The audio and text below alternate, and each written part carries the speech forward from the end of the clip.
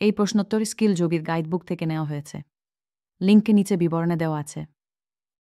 চলুন দেখে নিই এই প্রশ্নের উত্তর। প্রশ্ন হচ্ছে, বাংলায় 19 শতকের শিক্ষা সংস্কারে কারা ভূমিকা পালন করেন?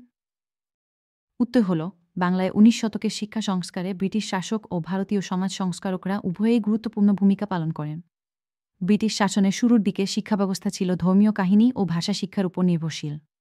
ওয়ারেন হেস্টিংস, উইলিয়াম জোন্স এবং লর্ড ওয়েলেসলি প্রমুখ ব্রিটিশ শাসকের উদ্যোগে প্রতিষ্ঠিত হয় কলকাতা মাদ্রাসা, এশিয়াটিক সোসাইটি এবং ফোর্ট উইলিয়াম কলেজ।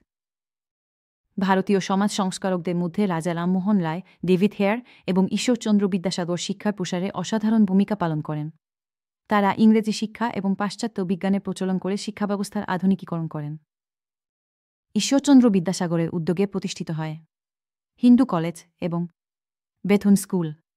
এই সমস্ত উদ্যোগের মাধ্যমে বাংলার শিক্ষার এক নতুন যুগের সূচনা হয়। আশা করি তোমরা এই বিষয়টি বুঝতে পেরেছ। এরকম সহজ নোটসের জন্য স্কিল যোগীর গাইডবুক কিনে ফেলো। স্কিল যোগী মেম্বারশিপ নিয়ে আমাদের ওয়েবসাইটের সমস্ত কন্টেন্ট এবং হোয়াটসঅ্যাপে ডাউট ক্লিয়ারিং সাপোর্ট পেতে পারো। তাহলে আজই স্কিল যোগী ভিজিট করো।